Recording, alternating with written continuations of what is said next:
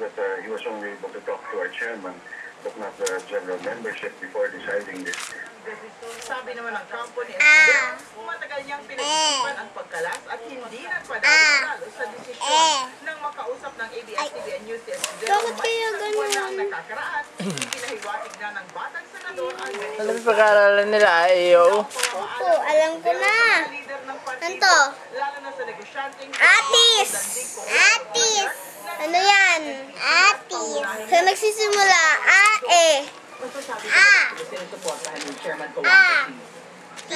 Definitely.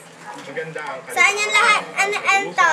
Naintindihan naman ng mga opisyal ng kanyang partido kung bakit niya ginagawa ito. So nagsisimula, ng ABS-CBN News sa labas. Ito, ano to? Embudo. Embudo. So nagsisimula, o a. Pagdating sa pera. Ayon sa isang source ng ABS-CBN, Ito. kinukumbinsi ng ilang kamag-anak si Rap, Juanco na aeroplano. Ayan. Senador Noynoy Aquino at Embudo. susunod na kandidatura ng pamangkin sa Pinas. Alisin. Ayon naman sa isa pang source, tumanggi na rin si Juanco na direktang makipag-usap kay Escudero sa Ano yan? pagpupondo sa kandidatura ng senador. Ilipan. Senyales, ayon sa mga nakakilala sa negosyante, Huwag niloloko ah. all out ang support Elepante. kay Escudero kung may ibibigay man. Ito, Ang nakasalalay sa isang tao o grupo lang ang sa Tagalog. Escudero sa politika. Tagalog yan, no? Ano to? Letter E. Ano to? Tignan mo to. Letter Isip na maging Pangulo ng Pilipinas. Tignan mo to, oh. Sa lamang ang Ano Ayoko to? sabi na niloloko eh sila. support sa iisang tao, Ito, ano to? isang grupo. Ilong. Ito. Hindi umaabot sa suporta at pera ng iisa. Tagalog.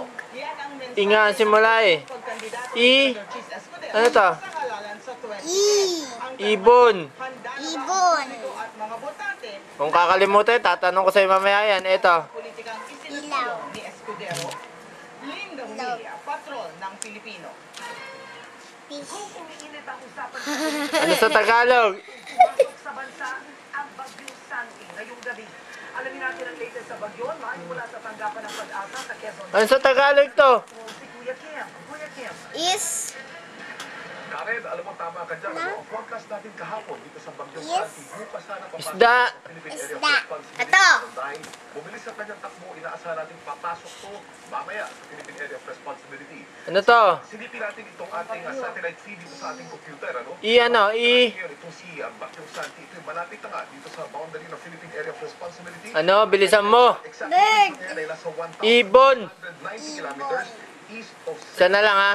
Ito. Silipin naman natin, saan tatama itong mata ng bagyo, no? Ayon dito sa Japan Meteorological Agency, makikita natin, ito yung nakitaan natin, nalilihis yung bagyong Rabi. Isda. Isda. Ito ano to? Ito naman ngayon, makikita natin na talagang tatama nga dito sa Central Luzon, ang mata ni Santi. Tatawid ng Central Luzon, magiging napakalapit Bilisan mo. sa Manila at lalabas dito sa Sambanes area. Silipin naman natin,